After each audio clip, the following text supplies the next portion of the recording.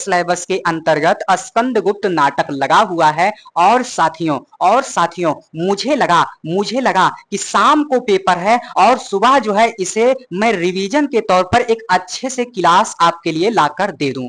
और साथियों मैंने जो है 2-2.5 पेज का नोट्स बनाया हुआ है। अगर आप उतना ही पढ़कर चले जाते हो, अगर उतना ही पढ़ लेते हो, तो एग्जामिनर किसी भी तरीके का कैसा भी क्वेश्चन पूछे उसके बाहर का बिल्कुल भी नहीं आएगा, उसके बाहर का बिल्कुल भी नहीं आएगा। तो आपको पता होना चाहिए कि आपके सिलेबस में अथवा करके 2 नाटक दिया गया है। एक तो स्कंदगुप्त दिया गया है और दूसरा दिया गया है आषाढ़ का एक दिन। तो अब आपके मन में यह सवाल आएगा कि अथवा करके दिया गया है, किसी एक को पढ़ लेंगे तो हमारा काम चल जाएगा। तो मैं कहूंगा हाँ, बाकायदा आपका काम चल जाने वाला है, लेकिन दिक्कत आपको अति लघु उत्तरीय क्वेश्चन में आएगा। क्योंकि मान लो अगर अति लघु उत्तरीय क्वेश्चन में दोनों से क्वेश्चन पूछ लिया गया तो आप क्या करोगे। और आपको पता होना चाहिए कि अति लघु उत्तरीय क्वेश्चन के सारे क्वेश्चन अनिवार्य होते हैं। तो ऐसे में अगर दोनों नाटकों से क्वेश्चन पूछ लिया जाएगा तो आपके लिए दिक्कत आ सकती है। तो ऐसे में आपको दोनों की पढ़ाई करके जाना है। हाँ, आपका लघु उत्तरीय क्वेश्चन है या दीर्घ उत्तरीय क्वेश्चन है तो वहां जो है आप एक को पढ़ के गए रहोगे तो आपका आसानी से काम चल जाएगा, लेकिन अति लघु उत्तरीय क्वेश्चन में आपका काम जो है अटक जाएगा। तो भैया देरी ना करते हुए आइए स्कंदगुप्त के विषय में, स्कंदगुप्त नाटक के विषय में हम लोग पढ़ाई कर लेते हैं। तो भैया यहां दिया गया है स्कंदगुप्त नाटक, जो कि जयशंकर प्रसाद जी की रचना है और यह एक ऐतिहासिक नाटक है जिसके विषय में अभी मैं आगे और भी अच्छे से बताने वाला हूं। तो साथियों सबसे पहले आपको यह जान लेना चाहिए कि आखिर इस नाटक में किस राजवंश के विषय में चर्चा दिया गया है, किस राजवंश के विषय में बातें बताई गई हैं, समझाई गई हैं। तो आप सभी को बताना है भैया कि इस नाटक में जो है गुप्त राजवंश की कहानी वर्णित है। आप सभी को कहना है कि इसमें जो है गुप्त राजवंश के विषय में चीजों को बताया गया है, उसी की कहानी अंकित है। इतनी बात समझ में आई। अब गुप्त वंश के विषय में थोड़ी बहुत चर्चा आपको पता होना चाहिए ताकि जो है आप अच्छे से अपना उत्तर लिख सको, आपके पास जो है कंटेंट वगैरह की कमी ना रह जाए। तो आप सभी को पता होना चाहिए गुप्त वंश का संस्थापक जो है श्रीगुप्त होता है और श्रीगुप्त का जो है एक लल्ला होता है, एक बेटा होता है जिसका नाम होता है चंद्रगुप्त प्रथम। चंद्रगुप्त प्रथम और चंद्रगुप्त प्रथम के बाद आप देखोगे चंद्रगुप्त पहले का बेटा होता है समुद्रवाला गुप्ता। समझ में आई, समुद्रगुप्ता होता है। और समुद्रगुप्ता के जो है 2 नन्हा मुन्ना होते हैं, एक होता है राम वाला गुप्ता, एक होता है राम वाला गुप्ता। लेकिन इसका नाम भले ही राम है लेकिन ये जो है बड़ा ही पापी आदमी है, यह बड़ा ही विलासी आदमी है। समझ में आई बात। और भैया आप जो है देखोगे चंद्रगुप्त सेकंड, तो यहां तक आपको कहानी समझ में आई।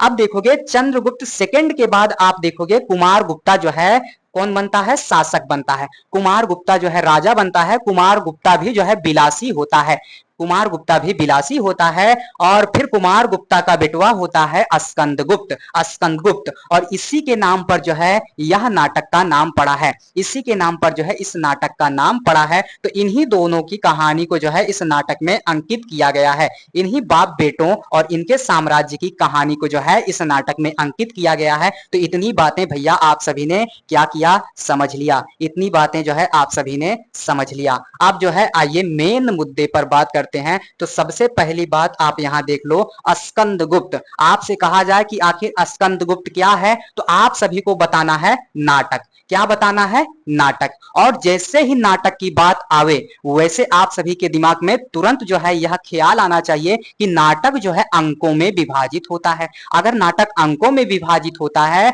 तो यह जो स्कंदगुप्त नाटक है यह कितने अंकों में बटा हुआ है, कितने अंकों में विभाजित है। तो आप सभी को बताना है 5 अंकों में यह नाटक विभाजित है, जो कि इस स्रोत के आधार पर मैं बता रहा हूं और इसी स्रोत के आधार पर मैंने नोट्स को तैयार किया है। और भैया यह जो है किस प्रकार का नाटक है, अगर यह नाटक है और 5 अंकों में विभाजित है तो यह किस प्रकार का नाटक है। तो बाबू आप सभी को लिख के आना है, आप सभी को छाप के आना है कि यह ऐतिहासिक नाटक है, यह ऐतिहासिक नाटक है और जयशंकर प्रसाद द्वारा रचित है, जयशंकर प्रसाद द्वारा रचित है। और आप सभी को यह भी पता होना चाहिए कि छायावाद में जयशंकर प्रसाद जी एक अपनी अहम भूमिका निभाते हैं। और भैया यह नाटक जो है कब प्रकाशित हो रहा है, यह यह नाटक जो है कब प्रकाशित हो रहा है? अति लघु उत्तरीय क्वेश्चन के अंतर्गत यह आपसे पूछा जा सकता है, यह आपसे पूछा जा सकता है। इतनी बात भैया आप सभी ने समझ लिया। तो आइए जो है इस नाटक के पात्रों के विषय में जान लेते हैं।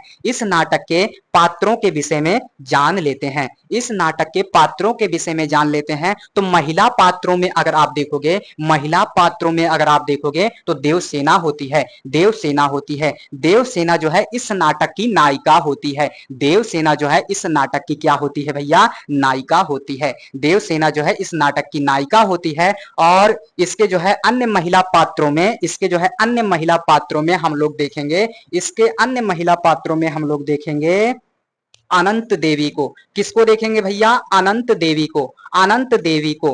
अनंत देवी भी जो है इसके महिला पात्रों में आती हैं। फिर भैया आप जो है आप देखोगे विजया को। किसको देखोगे भैया? विजया को, विजया को देखोगे। विजया भी जो है इस नाटक के नारी पात्रों में आती है। विजया के बाद भैया आप देखोगे देवकी को। किसको देखोगे भैया? देवकी को, देवकी। यही देवकी जो है स्कंदगुप्त की माता होती है, स्कंदगुप्त की माता होती है। स्कंदगुप्त की माता का क्या नाम है? तो देवकी नाम है। और स्कंदगुप्त के पिता का नाम क्या है? कुमारगुप्त है। कुमारगुप्त जो है बिलासी टाइप का आदमी है ना, अपने खजाने वगैरह को लुटा रहा है ना, लुटा रहा है। तो आप सभी ने जो है महिला पात्रों के विषय में चर्चा को देख लिया। अब हम लोग जो है इस नाटक के पुरुष पात्रों के विषय में जान लेते हैं। किसके विषय में बाबू? पुरुष पात्र। किसके विषय में? पुरुष पात्रों के विषय में पढ़ लेते हैं। तो पुरुष पात्रों में आप देखोगे पहले नंबर पर आ जाएगा कुमार गुप्ता। पहले नंबर पर आ जाएगा कुमार गुप्ता। पहले नंबर पर आ जाएगा भैया, कौन आ जाएगा? कुमार गुप्ता। पहले नंबर पर आपको छाप के आना है, कुमार गुप्त हो जाएगा, कुमार गुप्त हो जाएगा। और भैया दूसरे नंबर पर आप लिख सकते हो अस्कंद गुप्त आ जाएगा, अस्कंद गुप्त आ जाएगा, अस्कंद गुप्त, अस्कंद गुप्त। यह जो है इस नाटक का क्या होता है भैया? तो यह इस नाटक का नायक होता है, यह इस नाटक का नायक होता है। समझ में आई बात? यह जो है इस नाटक का नायक होता है। और इसके अन्य पुरुष पात्रों में आप जो है अब ऐसे क्रम से जो है लिखते जाइए, अब ऐसे क्रम से लिखते जाइए। एक हो जाएगा भैया भट्टार्क। क्या हो जाएगा? भट्टार्क।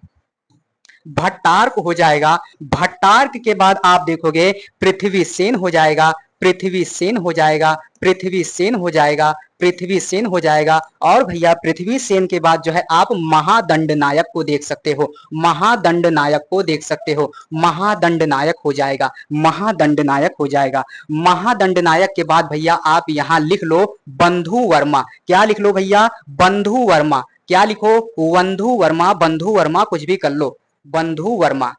बंधु वर्मा के बाद भैया आप लिख लो, बंधु वर्मा के बाद आप लिख लो पुरुगुप्ता। क्या लिख लो भैया? पुरुगुप्त, पुरुगुप्त को लिख लो, पुरुगुप्त को लिख लो। और उसके बाद भैया, उसके बाद भैया, उसके बाद भैया चर्चा आपकी जो है ये वाली समाप्त हो जाती है। यानी कि अगर हम लोग पुरुष पात्रों में देखें, पुरुष पात्रों में देखें तो स्कंदगुप्त नाटक का नायक जो है स्कंदगुप्त होता है और उसका पापा जो है कुमारगुप्त होता है। और फिर इसके अन्य नायकों, अन्य पात्रों में देखेंगे तो भट्टार्क हो जाएगा, पृथ्वी सेन हो जाएगा, महादंड नायक हो जाएगा, बंधु वर्मा हो जाएगा, पुरुगुप्ता हो जाएगा, जो कहीं ना कहीं जो है स्कंद का भाई लगता है, स्कंद का भाई लगता है। तो आप सभी को जो है एक पॉइंट यहां लिखना है, एक पॉइंट यहां लिखना है। भारतेंदु के बाद, भारतेंदु के बाद क्या लिखना है भैया? भारतेंदु के बाद, भारतेंदु के बाद, भारतेंदु के बाद हिंदी नाट्य कला और हिंदी नाट्य कला, हिंदी नाट्य कला और हिंदी नाट्य कला और हिंदी नाट्य कला और नाटक विधा, नाटक विधा। आप सभी जो है साथ साथ लिखते जाइए। अगर आप सभी का मन हो तो मैं केवल बोल ही दूं, है ना। विधा को जो है पुनर्जीवित, विधा को पुनर्जीवित, पुनर्जीवित, पुनर्जीवित कर उसे, पुनर्जीवित कर उसे, पुनर्जीवित कर उसे, पुनर्जीवित कर उसे नई दिशा, नई दिशा, नई दशा, दिशा आप कर लीजिए, नई दशा दिशा, नई दशा दिशा।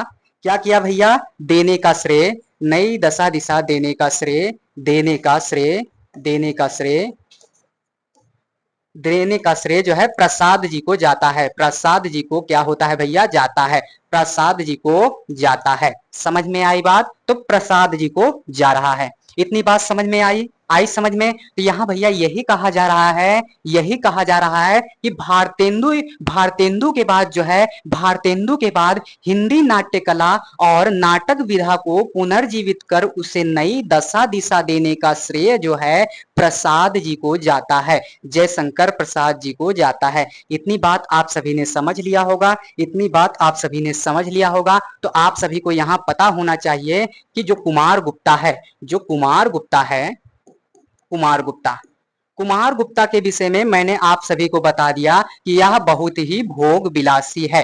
क्या है भैया? भोग विलासी है। ये भोग विलासी है ना, ये भोग विलासी है। और ये जो है कईयों शादी कर देता है ना, कईयों विवाह कर लेता है। तो पहली पत्नी इनकी, सबसे छोटी पत्नी यहाँ लिखो, यहाँ जो है छोटी पत्नी लिखो, यहाँ जो है बड़ी पत्नी लिखो। बड़ी पत्नी इनकी होती है देवकी, बड़ी पत्नी इनकी होती है देवकी, जो कि स्कंदगुप्त, जो कि स्कंदगुप्त की माता होती हैं, स्कंदगुप्त की मम्मी होती हैं। और भैया इनकी कुमार गुप्ता जी की छोटी रानी होती हैं अनंत देवी, अनंत देवी,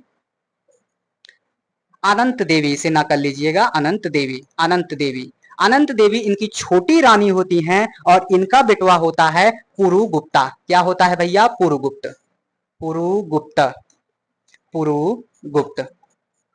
समझ में आई बात? तो इनका लल्ला जो है वह हो जा रहा है पुरुगुप्त, इनका लल्ला हो जा रहा है पुरुगुप्त। तो आप देखोगे स्कंदगुप्त के भाई ये एक प्रकार से हो रहे हैं, लेकिन यहाँ जो है कहानी एक अलग प्रकार से क्या कर रही है भैया, मोड़ ले रही है। तो ये जो छोटी रानी होती है, ये जो छोटी रानी होती है, इसका नाम होता है अनंत देवी और इसका बेटवा होता है पुरुगुप्ता। तो अनंत देवी चाह रही है कि पुरुगुप्ता ही क्या बने भैया, पुरुगुप्ता ही राजा बने, पुरुगुप्ता ही जो है राजा बने, है ना, पुरुगुप्ता ही क्या करे भैया, राजा बने। तो इतनी बात जो है आप सभी ने समझ लिया। और जो है इसके पास पावर वगैरह था, जबकि आप जो है देवकी वगैरह को देखोगे तो देवकी वगैरह जो है काफी असहाय वगैरह रहती हैं, काफी जो है असहाय वगैरह रहती हैं।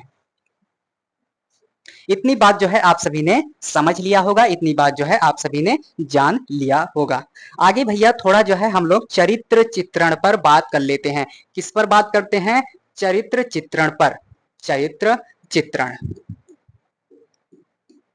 चरित्र चित्रण में सबसे पहले हम लोग जो है नायक को ही देखेंगे। किसको देखेंगे भैया? नायक को। तो नायक आपका हो जाएगा स्कंदगुप्त। क्या हो जाएगा भैया? नायक हो जाएगा स्कंदगुप्ता। तो स्कंदगुप्त नायक है और उसी नायक के विषय में हमें चीजों को पढ़ना है, चीजों को समझना है। तो आइए जो है एक एक करके इसके चरित्र के विषय में हम लोग जानते हैं। तो यहाँ मैं जो है लिख दे रहा हूं, थोड़ा छोटा लिखने का प्रयास करूंगा। स्कंदगुप्त, स्कंदगुप्त, स्कंदगुप्त। आप सभी को यह पता होना चाहिए कि अगर जो है यह ऐतिहासिक नाटक है, यह ऐतिहासिक नाटक है, तो इसका पात्र भी जो है क्या होगा? ऐतिहासिक होगा। क्या होगा? पात्र भी जो है, सारे के सारे पात्र जो है क्या होंगे? ऐतिहासिक होंगे। इसी प्रकार से जो है आप सभी को एक एक करके अपने फैक्ट को जो है बढ़ाते जाना है और चीजों को अच्छी तरीके से लिखना है। और ये जो है इस नाटक का क्या होता है भैया? नायक होता है। इस नाटक का क्या होता है? नायक होता है, नायक होता है। समझ में आई बात? और इसी के नाम पर, इसी के नाम पर आप देखोगे इस नाटक का नाम पड़ता है, नाटक का नाम, नाटक का नाम। क्या भैया? नाटक का नाम। तो इसी प्रकार से आप कोई भी किताब वगैरह उठाकर देखोगे तो ये चीजें जो है काफी जटिलता से बताई जाती हैं। उसी चीज को जो है मैं सरलतम अंदाज में बता दे रहा हूं, समझा दे रहा हूं, पढ़ा दे रहा हूं। तो ये स्कंदगुप्त जो है इसका नायक होता है, इस नाटक का नायक होता है। और इसी के नाम पर जो है, इसी के नाम पर नाटक का क्या कर दिया जाता है भैया? नाम रख दिया जाता है। और भैया आप जो है पूरे नाटक में अगर देखोगे, पूरे नाटक में देखोगे तो पूरे नाटक में, है ना, पूरे नाटक में लिखते जाइएगा।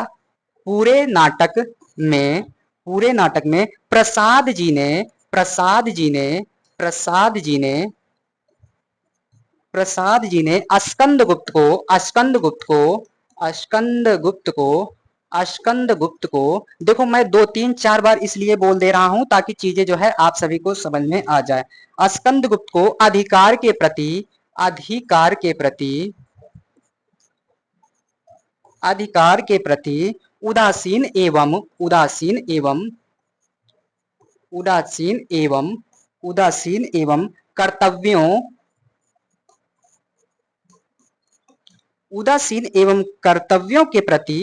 कर्तव्यों के प्रति सचेष्ट सचेष्ट सचेष्ट सचेष्ट दिखाया है सचेष्ट दिखाया है सचेष्ट दिखाया है। समझ में आई बात? तो आप देखोगे कि पूरे के पूरे नाटक में जयशंकर प्रसाद जी ने स्कंदगुप्त को जो है अधिकार के प्रति जो है उदासीन एवं कर्तव्यों के प्रति जो है सचेष्ट या सचेत दिखाया है। क्या दिखाया है भैया? यहां कर लीजिए सचेत दिखाया है। समझ में आई बात? समझ में आई? आगे बढ़े। आगे भैया आप देखोगे गौरव का रक्षक गौरव का रक्षक गौरव का रक्षक यानी कि जो आपका स्कंदगुप्त है वह जो है गौरव का रक्षक है। अब जैसे ही आप सभी को पता चल गया गौरव का रक्षक है तो आप सभी देखोगे कि अपनी आन बान शान के लिए जो है वह हर यथावत प्रयास करेगा। अपनी गरिमा को बनाए रखने के लिए, अपनी मातृभूमि वगैरह को बचाए रखने के लिए वह जो है तमाम प्रयास करेगा। तो इन्हीं सब बातों को जो है आप सभी को अच्छे से लिख डालना है पूरा मजे के साथ, और इससे जो है आप सभी का कंटेंट और बढ़ जाएगा। मैं जो है यहाँ बोल दे रहा हूं, आप जो है उसे नोट कर लीजिए। पहला पॉइंट लिखिए, आप सभी को हेडिंग डालना है गौरव का रक्षक। हेडिंग डालना है गौरव का रक्षक, और पहला पॉइंट लिखना है, पहला पॉइंट सुनना है, स्कंदगुप्त स्कंदगुप्त आजीवन स्कंदगुप्त आजीवन आर्य राष्ट्र के गौरव की रक्षा करता है। स्कंदगुप्त आजीवन आर्य राष्ट्र के गौरव की रक्षा करता है। दूसरा पॉइंट आपको लिखना है, दूसरा पॉइंट आप सभी को लिखना है, जीवन भर राष्ट्रीय गौरव की रक्षा करने की सफल भूमिका निभाता रहा। जीवन भर राष्ट्रीय गौरव की रक्षा करने की सफल भूमिका निभाता रहा। समझ में आई बात? अगला लिखो भैया, उसी में तीसरा पॉइंट करके ऐसे करके आप सभी को लिखते जाना है। एक पॉइंट हो गया, 2 पॉइंट मैंने बोल दिया, अब जो है आप तीसरा पॉइंट ऐसे लिखो, और इसी प्रकार से जो है आपको वहां जाकर अपनी कॉपी में भी लिख कर आना है।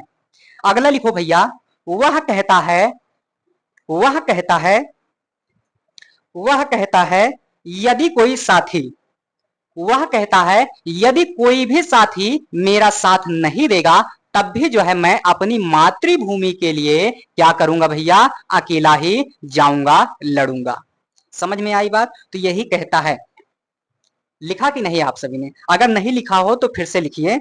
वह कहता है यदि कोई साथी ना मिला तो जन्मभूमि के लिए मैं अकेला युद्ध करूंगा, यानी कि मैं अकेला ही काफी हूं युद्ध करने के लिए। तो आपने जो है गौरव का रक्षक जो है के पॉइंट में इन सारी चीजों को लिखा। अब जो है दूसरा पॉइंट जो है लिखिए, और दूसरे पॉइंट को आप सभी को इस प्रकार से लिखना है, प्रभावशाली व्यक्ति। क्या लिखना है भैया? प्रभावशाली व्यक्ति, प्रभावशाली व्यक्ति, प्रभावशाली व्यक्ति।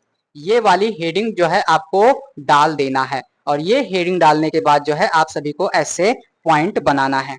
अब जैसे ही बात आ जाए प्रभावशाली की, तो आप सभी को कहना है कि स्कंदगुप्त जो है काफी सुंदर है।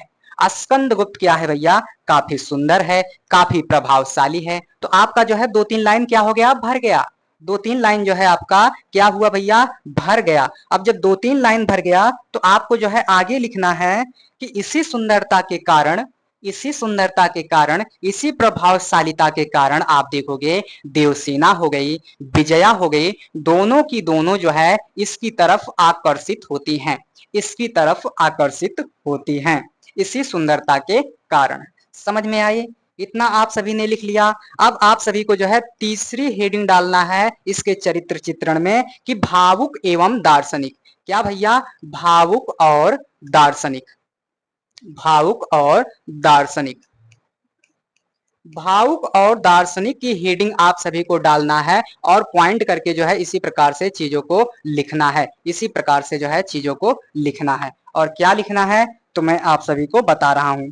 आप सभी देखोगे कि यह जो है उदार भी है, धीर वीर गंभीर भी है, लेकिन उसके बाद भी जो है इसके हृदय में भावुकता जो है भरी हुई है, भावुकता ने जो है अपना स्थान बनाए हुए है। समझ में आई बात। आगे आप देखोगे, आगे आप देखोगे पूरे नाटक में, पूरे नाटक में जो है उसकी भावुकता और दार्शनिकता दिखाई देती है। पूरे के पूरे नाटक में आप देखोगे तो इसकी भावुकता भी झलक रही है और आप देखोगे कि इसकी दार्शनिकता भी हमें दिखाई दे रही है। और आप देखोगे कहीं ना कहीं जो है इस नाटक के माध्यम से जो है जयशंकर प्रसाद जी ने जो है अपनी दार्शनिकता को जो है चतुरतापूर्ण तरीके से प्रस्तुत किया है। समझ में आई बात, समझ में आई बात। आगे देखोगे भैया तो इसी के चरित्र चित्रण में अगला हेडिंग आपको डालना है सच्चा प्रेमी। क्या भैया? सच्चा प्रेमी, सच्चा प्रेमी हेडिंग डालना है आप सभी को, सच्चा प्रेमी। और फिर से जो है इसी प्रकार से आपको पॉइंट बनाना है, फिर से इसी प्रकार से आपको पॉइंट बनाना है। तो आप सभी देखोगे, आप सभी देखोगे कि इसके प्रेम में, इसके प्रेम में किसी भी प्रकार का वासना वगैरह कुछ भी नहीं था। इसका प्रेम जो है एक सच्चा प्रेम था। इसका प्रेम जो है शारीरिक प्रेम ना होकर जो है, शारीरिक प्रेम वगैरह ना होकर उससे भी परे था। आप देखोगे कि विजया और देवसेना जो है दोनों की दोनों इसकी तरफ, इसके तरफ आकर्षित होती हैं, लेकिन आप देखोगे कि दोनों से प्रेम करता है लेकिन पवित्रता गंभीरता के साथ, यानी कि वासना से परे भावात्मक प्रेम करता है। समझ में आई बात। आजकल के प्रेम की तरह इसने प्रेम नहीं किया है कि जो है आप छोड़ के चले जाओ। तो ये सच्चा प्रेमी भी जो है इस प्रकार से हो जा रहा है। आगे भैया इसी के चरित्र चित्रण में जो है अगला हेडिंग आप सभी को लिखना है मानवीय दुर्बलताएं। क्या भैया? मानवीय दुर्बलताएं, दुर्बलताएं। अब देखो जब ये आदमी जो है इतना भावुक है, इतना धीर वीर गंभीर है, तो इसमें जो है कुछ मानवीय दुर्बलताएं तो आना स्वाभाविक है, मानवीय दुर्बलताएं आना तो स्वाभाविक है। और आप सभी देखोगे जैसे कोई कोई व्यक्ति होते हैं, कोई भी घटना घट जाती है तो उसका दोषी जो है स्वयं को मान लेते हैं, स्वयं को बना लेते हैं। ऐसे में जो है कोई भी घटना घटित हो रही है तो ये सारे के सारे कारण को जो है अपने सिरे ले रहा है और कह रहा है कि मेरी वजह से ही यह हो रहा है। पनौती के तौर पर कहीं ना कहीं ये अपने आप को पेश कर रहा है। समझ में आई बात भैया। तो ये सारी बातें इसके विषय में आप सभी देख सकते हो। और इसने जो है एक पंक्ति कहा है उसको भी आप नोट कर लो, नोट करो। विश्व भर की शांत रजनी, विश्व भर की शांत रजनी में मैं ही धूमकेतु हूं। विश्व भर की शांत रजनी में मैं ही धूमकेतु हूं, यानी कि सबके दुखों का कारण मैं ही हूं, ऐसा इसका मानना है। तो इसकी चर्चा जो है अब कंप्लीट हो गई, इसकी चर्चा जो है समाप्त हो गई। अब जो है हम लोग इस नाटक की नायिका जो होती है उसका नाम होता है देवसेना। क्या नाम होता है? देवसेना। तो देवसेना के विषय में जो है थोड़ी बातें जान लेते हैं, देवसेना के चरित्र चित्रण को जो है हम लोग देख लेते हैं। तो आप देखोगे यह इस नायक की, यह इस नाटक की क्या होती है भैया? नायिका होती है। क्या होती है? नायिका होती है, यानी कि प्रमुख नारी पात्र होती है। क्या होती है भैया? प्रमुख, प्रमुख नारी पात्र होती है, प्रमुख नारी पात्र होती है ना, प्रमुख नारी पात्र होती है। और आप देखोगे भैया जयशंकर प्रसाद जी ने, जयशंकर प्रसाद जी ने आदर्श भारतीय नारी की, आदर्श भारतीय नारी की समस्त विशेषताओं को, समस्त विशेषताओं को समेट करके देवसेना के रूप में प्रस्तुत किया है। यानी कि भारतीय नारी में जो भी गुण होते हैं, जो भी आदर्श होते हैं, सबको जो है इकट्ठा करके वही जो है देवसेना के अंदर रख कर जो है देवसेना के अंदर प्रस्तुत करके जो है नाटक के माध्यम से बुलवाया है। समझ में आई बात। इतनी बात आप सभी ने समझ लिया। और आप देखोगे कि देवसेना के अंदर, देवसेना के अंदर समस्त प्रकार के सद्गुण वगैरह पाए जा रहे हैं, सभी प्रकार के सद्गुण वगैरह पाए जा रहे हैं। जैसे आप देखोगे भैया दया हो गया, माया हो गया, ममता हो गया, करुणा हो गया, दया हो गया, शील हो गया। तो तमाम प्रकार के सद्गुण जो हैं देवसेना के अंदर क्या हो रहे हैं भैया, पाए जा रहे हैं, पाए जा रहे हैं भैया। क्या क्या पाए जा रहे हैं, दया पाया जा रहा है, करुणा पाया जा रहा है ना। दया हो गया, करुणा हो गया, यहाँ तक कि आप देखोगे कि ममता भी जो है इसके अंदर पाया जा रहा है, ममता भी पाया जा रहा है ना, ममता वगैरह भी पाया जा रहा है। आप देखोगे कि इसके अंदर भैया दया भी है, दया भी है, इसके अंदर जो है दान भी है, इसके अंदर जो है सील भी है ना, सील भी है। तो आप देखोगे भैया कुछ लोग होते हैं तो बड़े निर्दयी होते हैं, लोगों को जो है से मारते चले जाते हैं, लेकिन जिसके अंदर जो है सील वगैरह होता है तो वो जो है मारने से पहले 100 बार सोचता है। तो यही सारी बातें देखोगे तो इसके अंदर भी पाई जा रही है, इसके अंदर भी जो है पाई जा रही है। आगे देखोगे भैया तो इसके बारे में जो है और क्या जानना है हमें, तो यहाँ दिया गया है गंभीर एवं कारुणिक। क्या भैया, गंभीर, गंभीर एवं कारुणिक। तो भैया आप देखोगे तो इस नायिका का जो चरित्र है वह गंभीर भी है और जो है गंभीर भी है और करुणा से जो है ओतप्रोत है। क्या है भैया, गंभीर भी है और करुणा से ओतप्रोत है, यानी कि करुणा वगैरह से भरा हुआ है। और आप जो है इसके अंतर्गत 2-4 लाइन और भी बढ़ा सकते हो, 2-4 लाइन और भी जोड़ सकते हो। आगे भैया देखोगे तो यह नायिका जो है, यह नायिका जो है संगीत की प्रेमी है। क्या है भैया, संगीत प्रेमी, संगीत प्रेमी। तो यह नायिका जो है संगीत की प्रेमी भी है, यह संगीत से जो है प्रेम कर रही है। आप देखोगे चाहे सुख हो या दुख हो, यह जो है हर मौसम में संगीत से अपना नाता जोड़ रखे रहती है ना। तो संगीत से जो है इसका जुड़ाव रहा है, संगीत से जो है इसका नाता रहा है। समझ में आई बात, इतना जो है आप सभी ने समझ लिया। और आप देखोगे भैया इसके अंदर जो है पवित्र प्रेम था। क्या था भैया, पवित्र, पवित्र क्या था भैया, इसके अंदर जो है पवित्र प्रेम, पवित्र प्रेम है ना, पवित्र प्रेम जो है इसके अंदर भरा हुआ था। आप देखोगे कि यह जो है स्कंदगुप्त की ओर आकर्षित हो रही है, लेकिन जब पता चला कि विजया जो है उसकी ओर आकर्षित हो रही है और कहीं ना कहीं जो है स्कंदगुप्त भी जो है उसकी ओर आकर्षित हो रहा है, तो ये जो है पीछे हट जाती है। और इसका जो प्रेम है वह जो है गंगा की तरह पवित्र था। ऐसी बातें जो है आप नाटक पढ़ोगे तो उसमें जो है दिख जाएगा। और भैया जैसे स्कंदगुप्त जो है दार्शनिक था, वैसे यह भी जो है क्या है, दार्शनिक है। क्या है भैया, दार्शनिक है। यह भी जो है क्या है, दार्शनिक है। यह भी जो है दार्शनिक है। समझ में आई बात। तो इसके अंदर भी जो है, इसके अंदर भी जो है दर्शन वगैरह का भाव आप देख सकते हो, है ना, दार्शनिक नारी है। फिर उसके बाद अगला हेडिंग और लास्ट हेडिंग दिया गया है आदर्श नारी। क्या भैया, आदर्श नारी, आदर्श नारी। आप देखोगे भैया, और मैंने शुरुआत में ही बता दिया कि आदर्श नारी के जितने भी गुण होते हैं उन सभी को भरकर जो है देवसेना के माध्यम से जयशंकर प्रसाद जी ने जो है नाटक में उकेरा है, भरा है। समझ में आई बात। तो आप जो है यहाँ जयशंकर प्रसाद जी की ही लाइन को चिपका सकते हैं कि क्या कहती हो ठहरो नारी, संकल्प अश्रु जल से अपने, तुम दान कर चुकी पहले ही जीवन के सोने से सपने। नारी तुम केवल श्रद्धा हो, विश्वास रजत नग पग तल में, पीयूष स्रोत सी बहा करो जीवन के सुंदर समतल में। देवों की विजय दानवों की, हारों का होता युद्ध रहा, संघर्ष सदा और अंतर में जीवित रह नित्य विरुद्ध रहा।